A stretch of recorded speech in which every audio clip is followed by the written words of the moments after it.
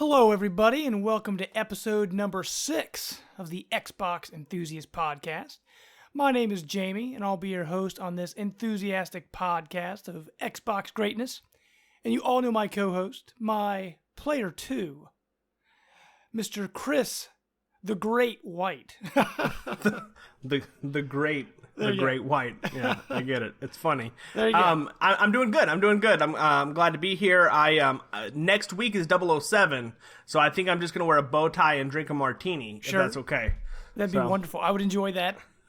But we also have our player 3, our Mr. Mega Man, Andrew Gonzalez. How you doing today, sir? Oh, I'm doing good as well. Kind of tired, good. but yeah, doing good. Cool. Well, before we get into all this wrap-up of E3 stuff, we're just going to kind of put a nice little bow on it. It's the last week of June. E3, people are still talking about it. So we figured we'll just kind of, put some finishing touches on that. But before we get into that, let's talk about what we've been playing real quick because, Chris, you're playing a game I know you've been absolutely loving. So what have you been playing, man? You were just talking about it before the show. Yeah, so I'm playing Lost Sea, and Lost Sea is it's a game. The review will be out now, so if you go to xboxenthusiast.com, you can read the review. And it's by East Asia Soft. They're the company that did Rainbow Moon for the PlayStation 3, and they're doing another Rainbow game. Rainbow Moon. Yeah, Red Moon. Lost Sea is nothing like those games, but maybe it has a little bit of a similar art style, but it's definitely a different game. It's a roguelike, and I found out that I'm not a huge fan of roguelikes in playing it, but the game actually it has a lot of charm and it does some really some good things. I won't go through the full review here, so if you want to know more about it, you can check it out. It's out on Wednesday, which should be when the podcast is up, but the review should be up for sure before that, so you can check out what I thought about it. But if you like roguelikes, I think there's a lot to like in it. And it has a great art design, kind of has its own little style, so not too shabby. I'll also throw out that you guys give me a hard time for playing Gears, or not playing right. Gears. So Jamie and myself started a co-op playthrough of Gears this weekend, and so we're starting with old school Gears 1, backwards compatible. So we're playing it pure the way it was meant to be played, and. I still say you gotta play the Ultimate Edition someday, so you can check out the extra stages. Maybe, but I mean, you gotta try. You gotta go back to the roots. Sure. So we had a lot of fun with that, and I am super pumped because tomorrow Lego Star Wars comes out, and that will be literally all that I'm playing. I'll be reviewing that for the website. We're hoping to have that review up no later than Friday, so guys look for that on XboxEnthusiast.com, and then of course Inside is out. This is a great week for games, man. It's good. So, awesome. Andrew, what you been playing, man? Well, actually, Andrew, what haven't you been playing? Yeah, what haven't you been playing? You've been a very busy person. I think what you mean is what haven't you bought full price? That's true. Mighty Number 9. It's okay. It's not as bad as everybody says. It's not great. It's somewhere in the middle, and if you are not upset at it by the end of the game, you will be upset by the time you make it to the final boss. No. That is a resounding recommendation. Yeah. Sounds like a great so go game. Go out and buy it. I'm playing the Technomancer. It's an RPG with a morality system and cool combat. I'm about 10 hours in. It's a 30-hour game. Hopefully the review will be up by the end of the week. I'm trying to put a lot of time into it, but so far the first impressions are looking pretty good. Oh, good. We've actually had a few people on Twitter asking about it, kind of questioning getting it and what it is. So far, you think it's a good game, a game they should maybe look out for? I'm liking it so far. I mean, unless there's some sudden difficulty spike or the story just takes a downward spiral, I'm digging it. Unless it takes a Mighty Number 9. We should use that from now on. Like when a game gets really bad, it totally took a Mighty Number 9. Right took at the a Mighty end Number 9. Oh no. Took a number 9 over itself. Get for people that may not be familiar, just give us like the one sentence pitch. Like, what is Technomancer? Like, is it an RPG, action game? What is it? Are you mancing the technos? I mean, that's Yes, because those technos need mancing. It's weird because everybody who's a Technomancer, their last name is Mancer. Really. And like anybody who's like a rogue, their last name is Rogue. So like their last name is kind of like their occupation, and I don't like that. It bothers me. It's kind of like me. Like my last name's Stud. It's a similar thing, right? You can also I don't know. You can also create your character, but you have to create a guy, which is really weird.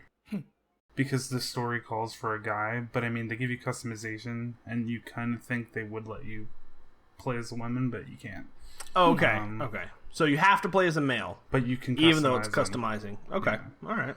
I thought that was weird. I spent about 10 minutes trying to figure out how, like, to pick a female character, and I realized you couldn't. So you're saying they're really progressive, is what you're saying? Oh, cool. Anything else? But combat, but what kind of game is it? It's an RPG. It's kind of like, I would say, like a Mass Effect style game where you choose dialogue options. There's morality. They don't want you to kill, so if you kill, your karma goes down. Cool. If you knock out an enemy, they'll come back eventually. So you'll go to the same place again, and they'll just get back up later on. And if it was a tough area, it might be tougher the next time you come, so you might want to kill them, but it's frowned upon. Yeah. Just so everyone knows, killing is always frowned upon. And then you can switch your fighting styles on the fly, which is cool. There's 4 of them. Each one has a different weapon, different dodging mechanics, different, like, one of them has a gun, one doesn't, and you kind of find your flow, but you can also use all of them at any given time, which is pretty cool. I mean, in some battles, I use all 4. Depends on the situation. Cool. I like games that give you the option to play through without killing things. So many times games, count on you killing everything, but that's why it's a lot harder. It is, like Deus Ex. Deus Ex even has an achievement, for getting through without killing. Like I like when they give you that option. It's kind of cool. I remember in the original Mirror's Edge game, they had an achievement for not using guns for the entire game. Even though you can. I did that one. Cool. That was fun. Yeah. Okay, Andrew. Anything else you've been playing outside of number 9 and Technomancer? I haven't started it, but by the time the podcast will be up, I will be done with Minecraft episode 6. Oh, cool. I've been hit or miss with the Telltale whole thing. game, right? Yeah, I've been hit or miss. Well, episode 2 and 3 weren't good. I liked 1, 4, and 5, so hoping 6 is good. But I mean, so far it's been mixed, but overall enjoyable. But, yeah, I think that tends to be their MO. Is you always have a couple of episodes of a series that are maybe not as strong. What's really hard about Telltale is that Walking Dead came out first. So like I've really enjoyed my playthrough of Minecraft. But when you put it side by side with, Wolf Among Us is my favorite, but you put it side by side with Walking Dead and Wolf Among Us, you're like, eh. But I mean, if you put it aside most other things in the genre that you can play right now, it's still pretty great. So, sure. I mean, and I haven't played a bad Telltale game yet. Although I never played Jurassic Park. I heard it was horrible. No. But I personally... Game of Thrones. Oh, I haven't Game played of that Thrones was terrible. Yeah. I mean, well, Jurassic Park was before Walking Dead, so Right. we can't count that. Well, no, Yeah. Oh, okay. I love the show Game of Thrones. Episode 2 might have been the worst thing they've ever made. Oh wow. It was terrible. It was just so bad. Well, all I know is I'm ready for some sweet Batman action on that new engine. I can't have that fast enough. So it has an unpopular opinion. It has Troy Baker playing Batman, and I don't really care for that. Huh. Yeah, I'm not probably a big fan of that either. But if the story's good, if they nail that, we can look over Mr. Baker. Nothing against Troy Baker. It's just he's not Batman. Yeah, no, Kevin Conroy will always be Batman. All right, Jamie, what you been playing, man? Lately, I've been playing through some Fallout 4 DLC. I just decided I'm going to finish it all. So I went ahead and I finished up the Automatron DLC, the first DLC that came out. It was kind of disappointing how short it was. It was just 4 missions, but I completed that, and I've started Far Harbor. I'm a few hours into that, so it's pretty good. I'm enjoying it. Other than that, I started playing a game for review today. Ethan, Meteor Hunter. How's that game? It's about a mouse with a whip, maybe an hour right? or two. Yeah, it's kind of a puzzle platformer where you're a mouse, and you're collecting meteors. It's got some really weird stuff in it because it's a normal platformer, but then you can hold down the right trigger, like a little hand will pop up. You can like grab and like manipulate blocks and move around and stuff. But I'm only like almost at the first world of 5, I think. So it seems like it's gonna be pretty short. But how to put it in a nice way? It's not a bad game. It's just very, very mediocre. Like it doesn't do anything wrong. It just doesn't do anything special or flashy. I'm just kind of like working my way through the paces, just to finish it. Yeah. There's nothing. It's special a budget. It's a budget title. No, do we right, know? right, do we absolutely. know how much it is at retail I'm not sure. I want to say 10. on the store? I'm not sure. I know it's a budget title. It's on Steam. It's got mixed reviews on Steam. And like I said, it's not bad, but like just the platforming's okay. The music in the background is okay. The animation is okay. Like it's, you know what I mean? Like it's one of those middle of the road games. And now I'm still really early in it, so the puzzles might get better as I go on because I'm still in the first world of 5, so I've got quite a while to go. But that's just early impressions. Cool. But that's it for what we've been playing.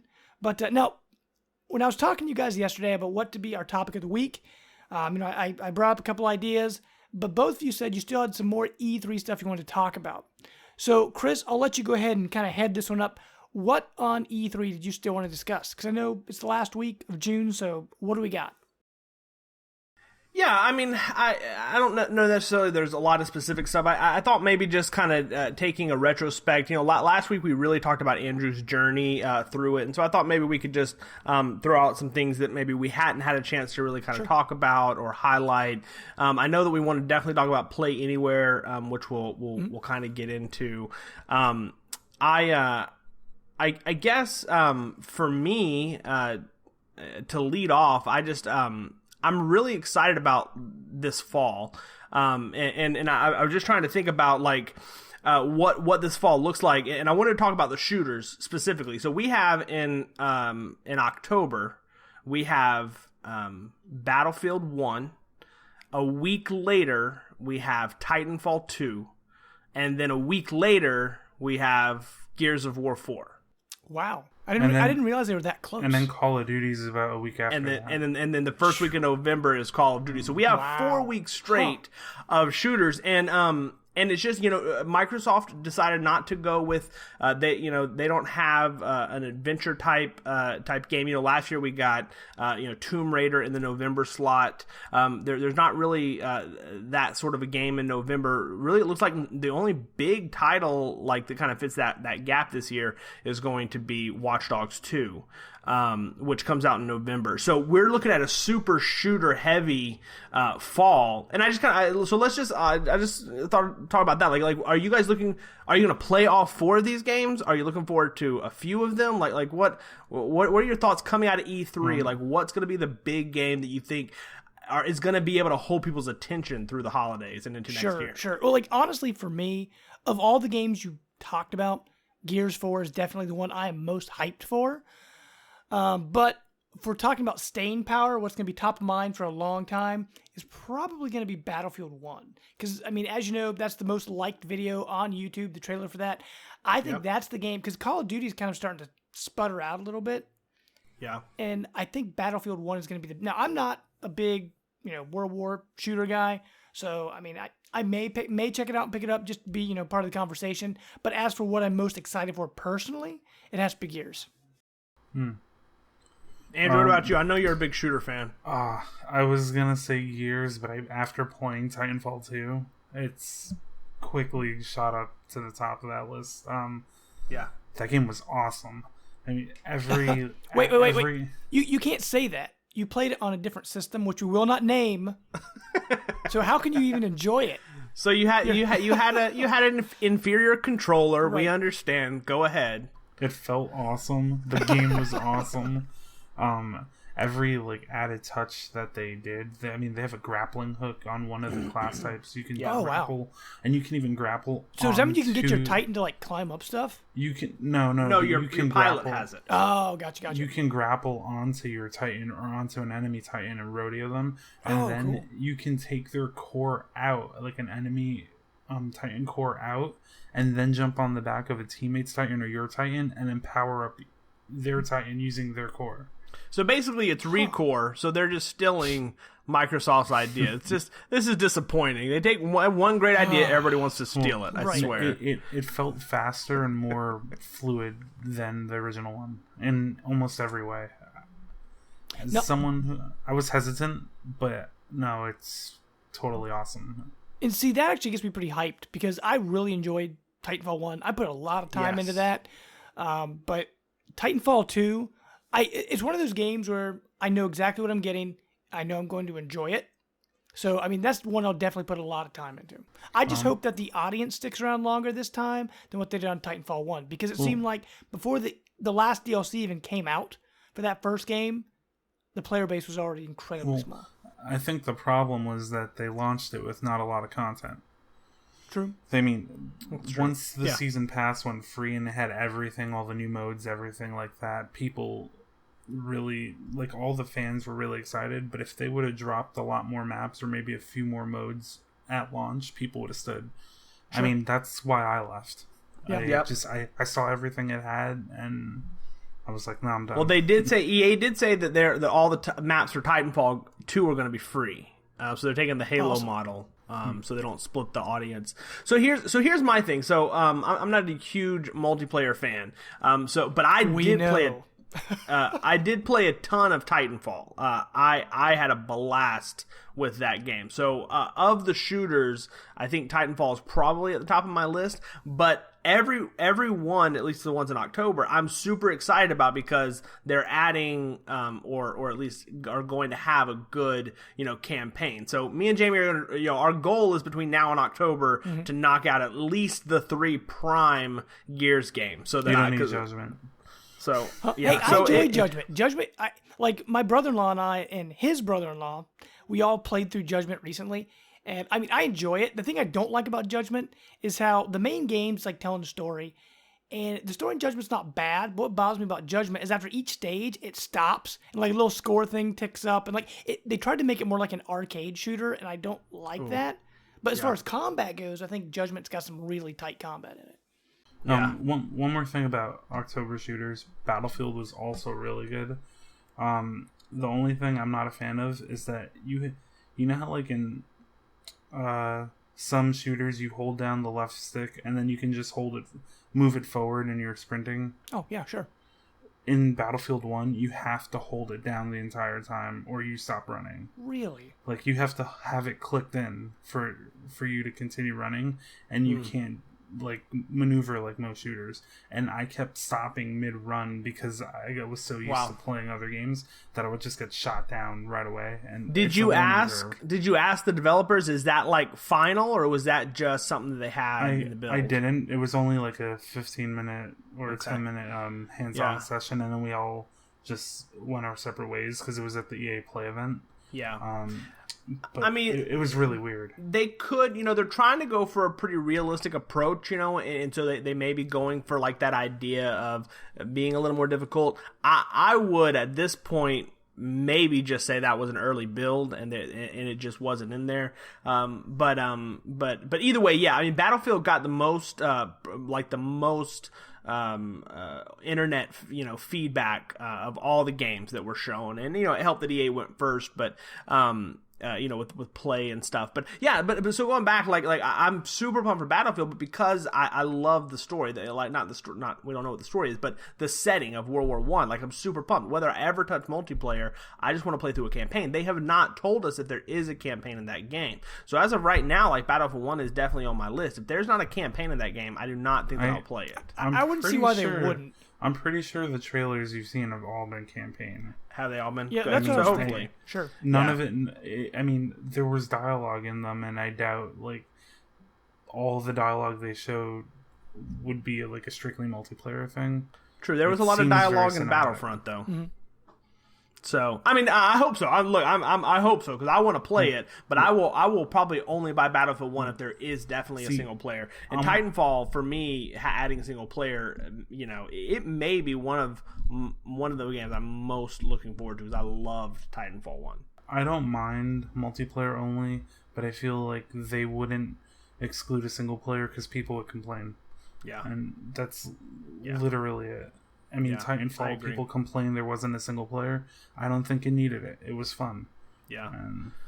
So since I'm not a multiplayer fan, I know that you guys play a little bit more than I do.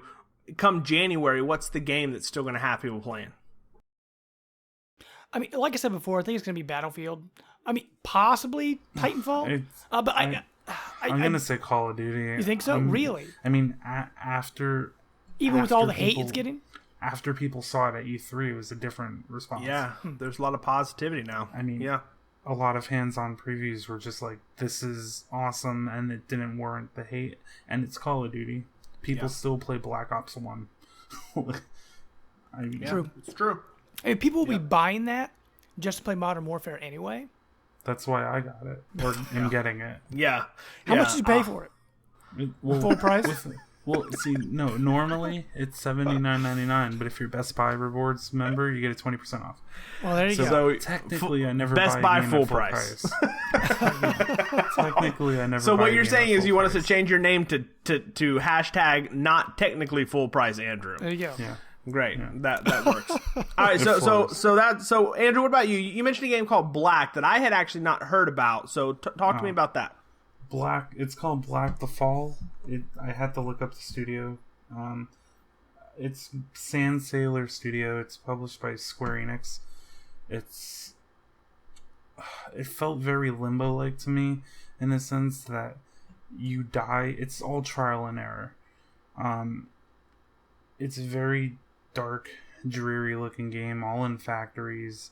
And, I mean, the first thing you do is you're on a bicycle, and you have to keep pedaling for a block to open the door. But then you have to make it through the door, and you don't realize that if you keep pedaling, the block is going to move away from the conveyor belt and close the door. So you have to time your pedaling and then time the running, like the time it takes to get there to and from. And then there's enemies, but you can't attack. So you have to, like, either move an item on top of the guy's head or fall on top of them or do things to get to the next level. And I died in every single room I went in because it took me a while to figure out the mechanics.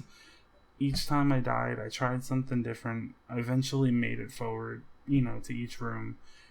The demo wasn't linear, so they told me that each part of the demo was actually a different part within the game. So it's not like 5 consecutive levels. It's 5 levels that are jumbled throughout the whole experience to kind of get a feel of variety pack, everything that you see. Left a huge impression on me. Cool. Yeah. I mean, I just Googled the game. Apparently, it's been on Steam since July of 2014, and it's got a lot of really positive reviews, sitting at an 84% right now. So I'm assuming it's got to be a pretty good game. It's the kind of game that, like, it was surrounded by, like, Kingdom Hearts and Final Fantasy and like Hitman and Just Cause, and it was kind of the game that was just there. No one was really looking at it, and I picked up the controller and I'm like, why is no one looking at it? It's so cool.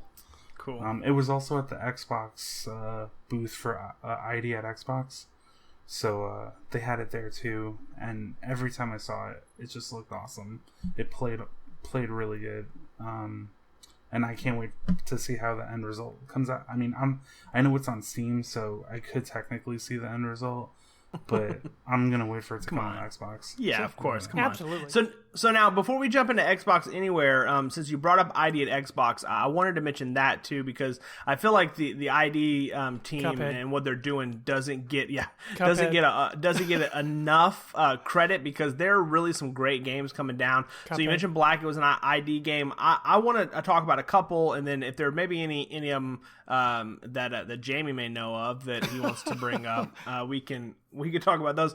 So did you? And I know that you said you played a lot of the ID games. Did you play the Turing Test? I did. Okay, so first off, if you guys don't know, the Turing Test is from the studio who did Numa Breath of Life, right? I'm pretty sure that's the team. Yeah, I'm pretty sure that's the team, which was an ID game that came out, I believe, last year. It was free on Games with Gold at one point, and it's just kind of a walking puzzle game. Very, very cool. Go ahead. I kind of feel like I didn't hate it, but I felt like it was kind of like what Jamie was saying with the other game. It's not bad. It's not good. It's kind of just. It does what it does. It does what it does good. Yeah. But it's not something that I'm like, oh man, everybody needs to play it. Like it felt very Portal-like to me, which I thought was cool. Yeah. But there wasn't any dialogue. There was nothing to like keep you wanting to go forward. Like Portal, they had the funny dialogue, and you're trying to figure out why you're there, and it was a cool story. Every room in that game was just like the next puzzle, and every time I went to another room, I'm like, oh look, it's another puzzle. The puzzles were fun, but there was nothing that kept me wanting to keep playing it. And Numa was awesome because I like the narrator. It was cool. Turing Test has nothing like Numa, and kind of feels like a step backwards. Okay, well that's fair. Now, I mean, the trailer does have a little bit of voice in it, so maybe just the stuff they showed at E3 didn't have the final voice. Also, if it does, typically their games are relatively short, so they may just not want to give anything away. Yeah, I love Numa. I'm kind of the guy who likes to walk around and just kind of have fun in the world. Steve likes to make fun of me for liking walking simulators, but that's the kind of stuff that I love. Gone Home is another similar kind of walk around the environment type of game. I know you're not a horror guy, but I played The Park. That was a walking simulator. Oh, yeah. I liked that. That was really cool. This is the mom, right, that loses the kid in the theme park. Yep. Ooh. And it's like a psychological thriller, right? It's a walking simulator. There's no way you can lose, but I mean, it's pretty freaky. I've played like 10 a.m. in the morning with everybody in my living room, like playing instruments. Really happy, like that's folk like music. a normal day at your house, though, right? That's a normal day. Anyway, the Turing Test looked really good in the trailer, and obviously I didn't get a chance to go hands on. I have a lot of hope for that game. It's supposed to be out later this year, so hopefully we'll get that. The other one, of course, is Tacoma, which was one of my most anticipated games of this year. Coming into the year, it did get delayed. Did you have a chance so Tacoma is from Fulbright, the guys who made Gone Home. This is their follow-up, and it's Xbox exclusive, at least Xbox and PC for now. I don't know. Later on, it may come to something. But for right now, it's going to be released console first on Xbox. And that game looks phenomenal. So just kind of the elevator pitch is it's still a walking simulator. You're kind of walking around space environment, and you're seeing the history of what happened on that space environment through like a digital recording where each character is like a colored person, like a blue and a red and a green, and they all have different roles, and you're kind of piecing together the puzzle. But it's the same kind of thing. Did you get a chance to play Tacoma? It wasn't there. It was okay. All right. If it was, maybe not at the booth. Okay. Yeah, maybe not at the booth, because I walked through every possible screen there, and he checked every nook and cranny. Gotcha. You were looking for it. Well, I read a couple, but it may have been behind closed doors. Now that I'm thinking about it, but that game to me, like that's just my kind of game, and they pushed it back to 2017, and I'm okay with that. The few things that I have read about it have been very positive. They've really polished it up, and so with a game like that, take as much time as you want. But I'm pumped for that. All right, so Andrew, what other games did you maybe play that are ID that maybe haven't really been talked about, or things that you really, really liked? Yeah, what's worth picking up? I don't remember the subheading, but Bloodstained, it was a Kickstarter game from the guy who made Castlevania. This is the Castlevania. That's the Castlevania game, right. That looks really good. It was everything a Castlevania fan would want out of a sequel. So is it everything that Mighty Number 9 is to a Mega Man fan? Is that what we're going for? No. It's the opposite. It's everything it was supposed to be, right? It's what Mighty Number 9 should have been. That's right. That's right. Demo was really short. The gameplay played exactly like Castlevania. If you're a fan of it, you'll love it. I mean, it looked good. played just like you would expect. Cool. I mean, there's not really much to say. It's Castlevania, and it was cool. And the guy who made Castlevania, who's also making this game, he was at the booth, helping people out. And compared to a lot of places, like, he stood there all day. That's cool. He really cared about his product. Sure, that's awesome. I mean, you can tell he didn't have to stay there all day. A lot of places had their main people from the studio, but some places just had, like a spokesperson or whatnot. But to have the guy who created it right at his booth, not even create that, but create Castlevania. You know, and he was like a really nice guy. That's awesome. Like a lot of Castlevania fans. He wanted to take pictures. He was there. Did you get your picture with him? No. Get his autograph or anything like that? No, I took a picture. Cool. He's a nice guy. Dude, we got to get the stuff on Instagram, man. We'll talk later. We got to get that. That'll be awesome. Yeah, no, that looks great. Hey, is the art style? Is it like 2D hand drawn, or is it cell shaded, or the 3D? It's very vibrant. I mean, okay. I don't really know how to describe it. I mean, it kind of feels like that flashiness, like Mighty Number 9, but not. It doesn't seem hand drawn. If it is, it looks amazing. Cool. It's just very eye popping and appealing. If you saw it in a room, you would stop and look at it. Yeah, man, I love Castlevania. It was one of those things that I joke around about, but like, you could literally give me a Castlevania game on my 3DS every single year, and I would buy it and play it, and I just, man, it was great games. Two other games of note. One I wrote a preview for. We haven't published it yet, but Hand of Fate 2.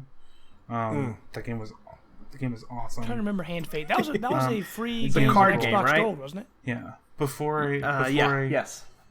I came to Xbox Enthusiast, I wrote for another site, and the first thing I ever did was Hand of Fate. I was given Hand of Fate. Didn't know what it was. Someone told me it's a card game. That's putting it lightly. I mean, it is a card game, but the combat's like Fable. The game was awesome. Cool. The only thing that I didn't like was that it was really buggy. The second game got rid of all the bugs, all the lag. Everything that I criticized it for seemed to not exist in the second one. Wow. They made it more. They added a lot more variety to the missions, to the combat, to everything. It's so much replay factor, and from everything I saw, I'm gonna put hours and hours and hours and hours into that game. Actually, real quick, speaking of card games, because everybody seems to be making a card game now. The Fable card game's coming out. I just read online today that Fox, the TV network, is making a battle card game, and it's gonna have like Family Guy and American Dad and Futurama and Bob's Burgers and pretty much every Fox property except The Simpsons is gonna be in this battle card game. Where can I give them my money? Right. Yeah. It's going to be iPhone and It's going to be Android. iOS. It's going to be iPhone and Android. But I just want to throw that out okay. because it's just funny how many card games are out there now. I will spend 100 hours playing Gwent when that comes out. By the way. Yes, you will. But one last game, it'll probably be in the games preview program soon. But The Culling, don't know if you've ever heard about that. Calling at like CUL. Yeah. I've heard of that. What is that again? It's kind of like the Hunger Games. You start in a world, you get a GPS, you know where your enemies are. Then you have to pick up items, like you could pick up a bow, or then you could pick up other items and make a bow, make an arrow, make a weapon. And then you're basically in an arena, like a whole forest, and you have to survive. You'll have enemies that are coming on all sides, and every so often this purple mist is going closer and closer toward you. And every time the mist is coming, you have to get to the center of the arena. And then by the end of the game, you're all going to be like, whoever's surviving is going to congregate to the middle. Yeah, whoever survives will congregate to the middle of the arena and then fight to the death before the mist kills you. So is it first person? Yes. First person. How graphically is it like a art style, or is it like try to be realistic, or how does it look? It's a mixture of both. It's not cartoony. It's aiming a little more realistic. Kind of looks a little rough, but I mean it's going to the preview program, so I don't expect it to be perfect like right off the bat. But the game is really fun. Is it just? It sounds like it's just a multiplayer only. probably. I think. Yeah. I think. I mean, it sounds kind of cool though. The demo Yeah. that I played, Should be neat. since they didn't have like servers up and it wasn't online, I played against computer-generated characters. But you play that with people that are thinking, it's going to be intense. Sure. And so that game, I'm assuming, is a massive multiplayer online game then? I think it's only 8 to 16. Like, they're matches. It's online matches. Right, It's like right. deathmatch. It's not like you're in an open world. Sure. They're actual matches that you queue up for. Now, is that a full price game? Is that like a $15 game? Or It's gonna be in the preview program, so I would say it's probably 15, 20. I mean, Sure. it could be 30. Arc was 30 something. That's true. Yeah. So Okay. Yeah, but that was kind of an MMO type experience. Probably be, yeah, but that's something to look forward to. Of course, we got We Happy Few coming out next month Yes. in Indy, which is good. Now, so let's talk. So real quick, and Jamie, if you have any, I know you mentioned Cuphead, so let's just talk about Cuphead real quick. Well, Go I mean, ahead. there's not much to really say about Cuphead. I mean, it's going to release, hopefully by the end I of was the going year. to ask. Well, that's what I was going to ask. When do you? I mean, because going into E3, I was all preaching we're going to get some of arcade back, and I thought when they announced Inside, I'm like, it's coming out in June. Like here we go, and there's nothing. So like, when do you think Cuphead's going to be out? Man, that's a tough one. I'm hoping by the end of the year, but knowing that, it's probably going to be like December. Because, I mean, maybe they'll hit the back to school time, get September. That'd be awesome. I don't see it before then. I don't think they would do September. They have Forza and Recore. It's not a good idea. In September? September. Yeah, I mean. Well, true, but it's kind of catering to different audiences. But right? it's Microsoft. They're not going to put games that people want out like back to Well, back. like what about what Chris just said at the beginning? It's like Call of Duty and Titanfall 2 and Gears. They're all at the same weeks apart. But the difference is, with the exception of Battlefield and Titanfall, they're all different companies. They can compete with each other. Microsoft isn't going to set. Well, their but Microsoft thing to isn't die. publishing Cuphead. I But think it's an ID. It's an ID game. Oh, true. Okay. It's not. And it's kind of become synonymous with Xbox One. True. Like the last 2 years, everybody's been seeing it, and you literally have people that are interested in buying an Xbox just to play that game. And So it's pretty big. It's a play anywhere game as well. I mean, it's. Oh, not, that's And right. we'll get to that for our topic of the week. here in a little bit. And the little last thing, Below. I mean, that game has been in development for so long. It's supposed to come out by the end of the summer, so hopefully July or August. Okay. Do you think Do you? Do you think that they would pull? They would still pull like a out of nowhere Summer of Arcade Gamescom and announce like an August. Yeah, because Gamescom's coming I up. would say Gamescom are going to probably talk about I don't Crackdown. think so. So I if don't they think have so. Cuphead date too, that'd be awesome. Yeah, The only reason I don't think so is because they would have started it with Inside.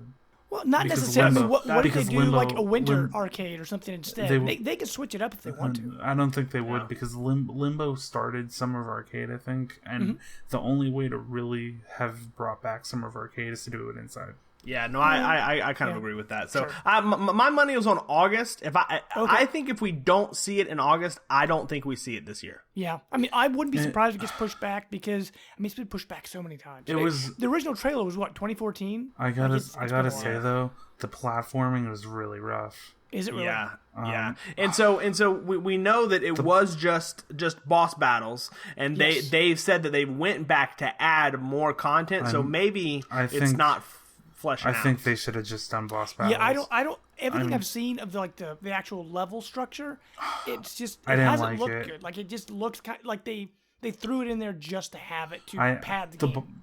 The boss battles were so fun, and Mm-hmm. then the platform levels had me shaking my head. It was not cool.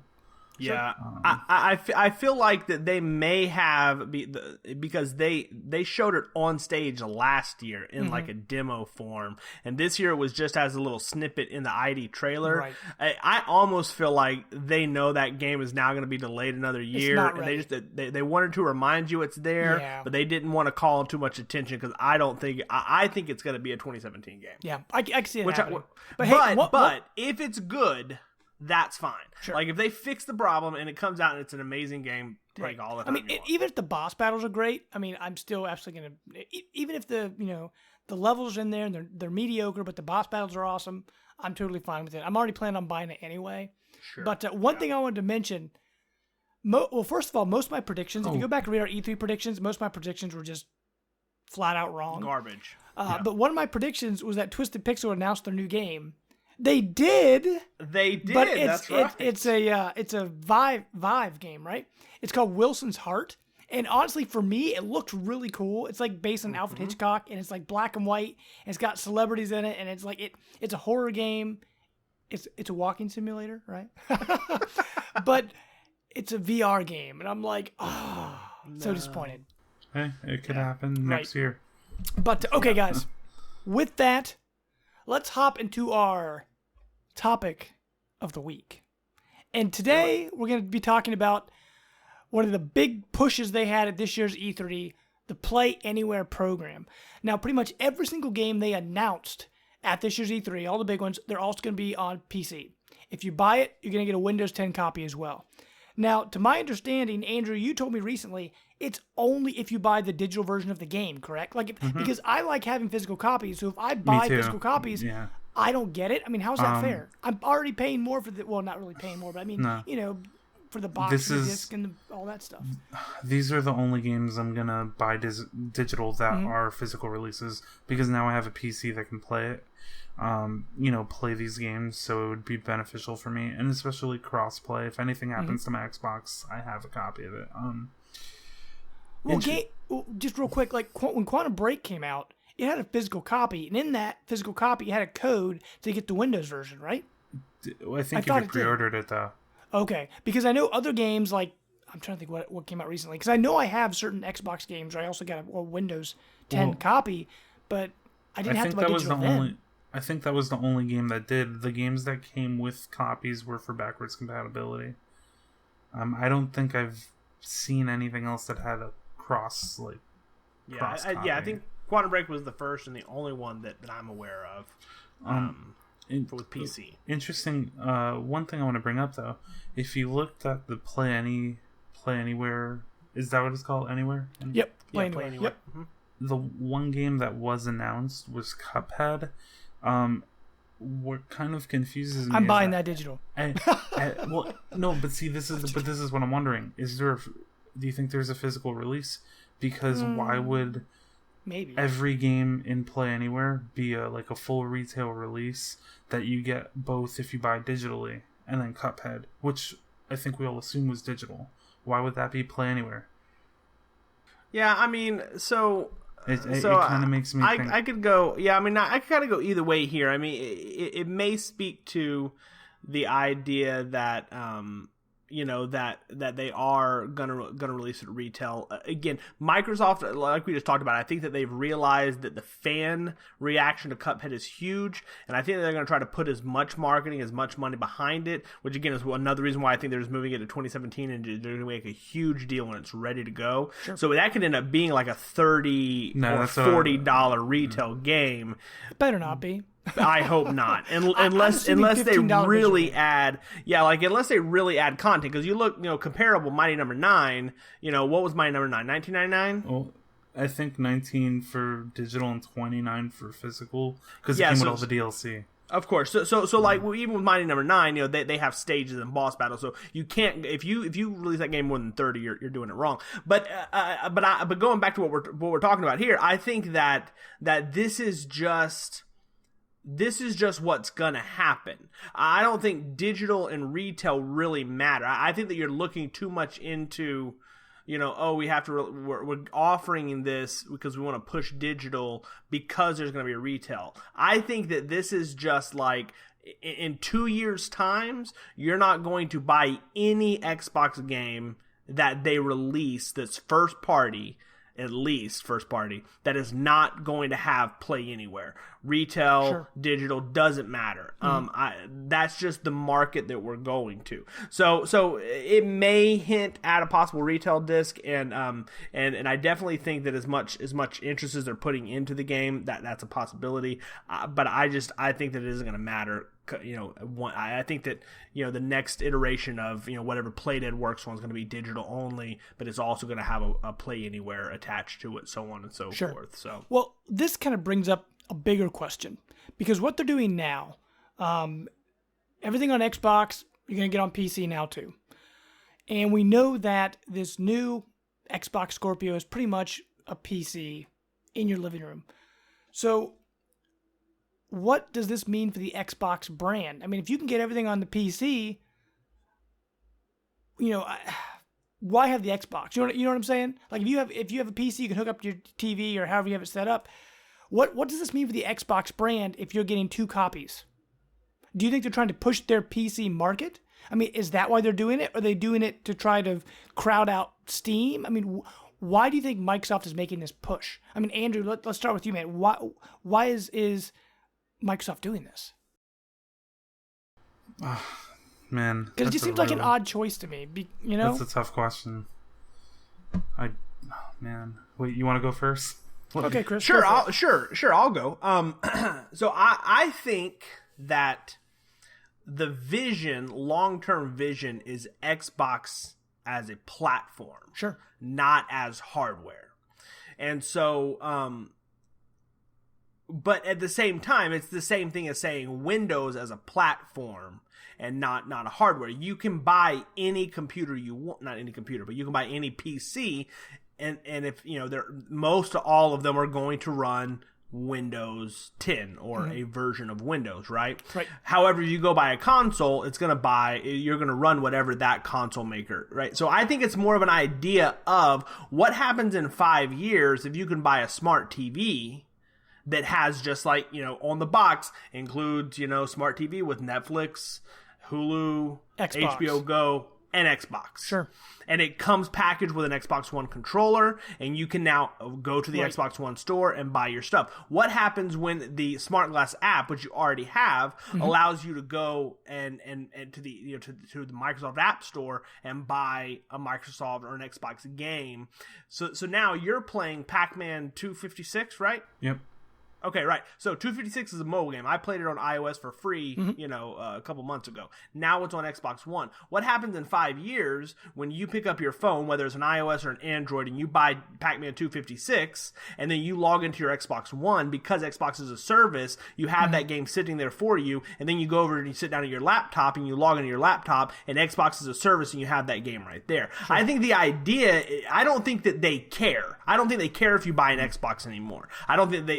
I think that they want you to buy into the Xbox brand. And this is just saying, if you want to play it on PC and you like a mouse and keyboard, you get a game. If you want to play it on your console with the Xbox One Slim on a 1080p TV, here's your game. If you want to play it on the Scorpio on a 4K resolution screen in VR, here's your game. If you want to play it on your iPad, here's your game. Sure. Well, I mean, this kind of sounds like the reverse of what the Steam boxes were.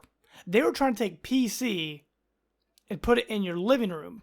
Microsoft is trying to take your console and make it your computer. I mean, of course, in a way. And do you think that the Bluetooth in your controller, in your Xbox, the new Xbox, all Xbox One controllers now are coming with Bluetooth built in?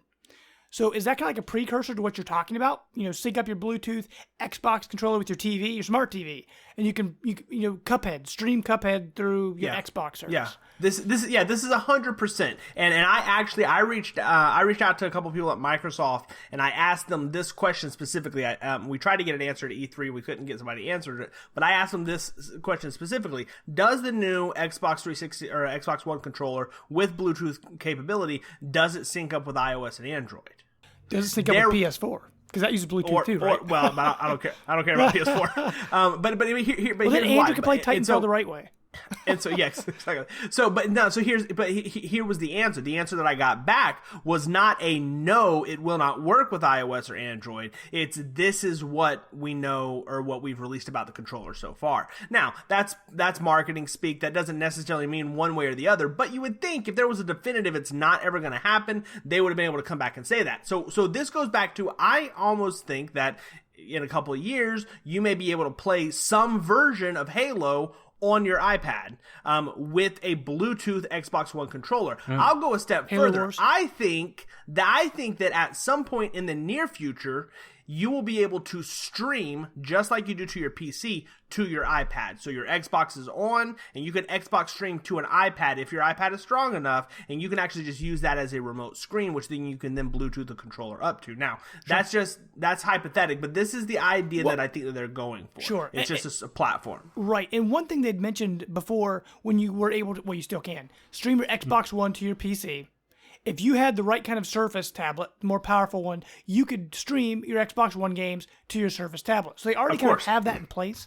But you can actually stream TV. If you have the Xbox One Guide, your live TV, you can stream that to an iPad through the Smart Glass app. So it's already there. Like, the technology is already there. All we're doing is just adding games to the mix. Right. It kind of with Windows, or Microsoft in general, what they're doing, Xbox stuff, was exclusive on Windows Phone for a while, and Cortana and all that. You can get Cortana on everything. And you can get, and before, with my Windows Phone, I could get achievements playing games on my phone through the Xbox, system. Yep. But now you can do that everywhere. I mean, if you play on your iPhone and you log in your Xbox account, you can start getting achievements on there too. Yep. So they're just kind of dispersing everywhere, like a virus. They're just they're getting into everything. So it's no longer Microsoft specific devices, which is crazy. But okay, Andrew, now that do you hear that? Wait, I think all the air's out of him. Okay, Andrew, what do you think, man?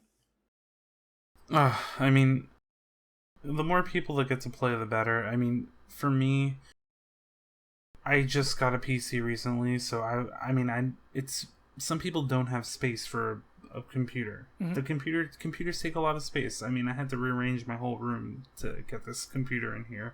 I've always been a console person. Some people put their consoles in their entertainment centers. It's secluded. It's good space for them. Not everybody can play on a PC.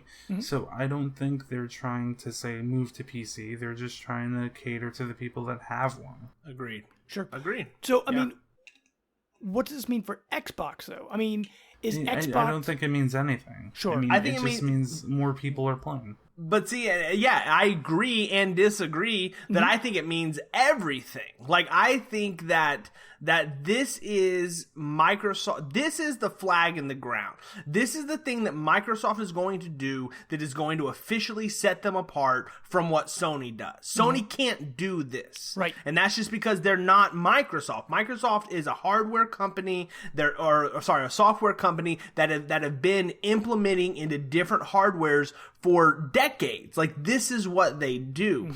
So whereas right now we continue this rivalry of Sony versus Microsoft and who's going to sell the more consoles. And what Phil is telling you is, I don't care if Sony sells more consoles, because guess what there's more of? PCs. So now if I can get my games on an Xbox One and an Xbox Scorpio and a laptop and a home PC and eventually, maybe a mobile platform, it doesn't matter. If you have 5 million people playing, Halo 6 on Xbox One, 5 million people playing it on PC, he doesn't care. That's 10 million people playing his game. Right. And that's what matters. So yeah, it means nothing. But at the same time, I think it means everything. This is where they get to draw the line and say, we can do something you cannot do, and that's reach a PC crowd. Sure. But, okay, Andrew, let me ask you a quick question then.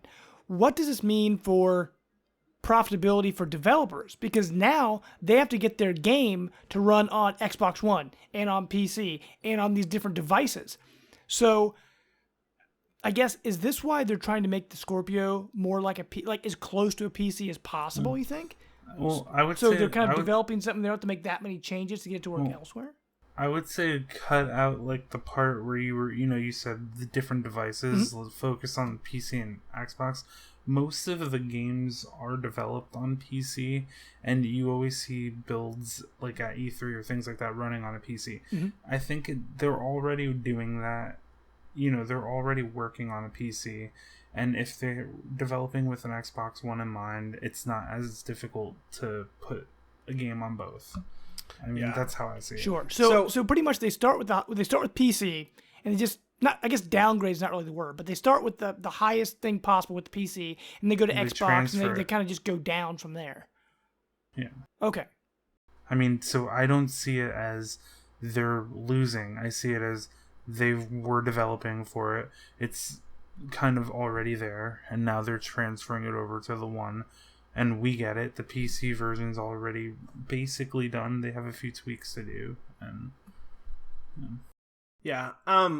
So just to the developer's point, and I agree. I mean, pretty much everything is made on PC now. Whenever PS4 and Xbox One were announced, like that was the whole push. It's like the infrastructure is the same, pretty much the same as what you're going to get on a PC to make it easier for developers. But for number one, let's understand that this is not being forced to any third parties at all.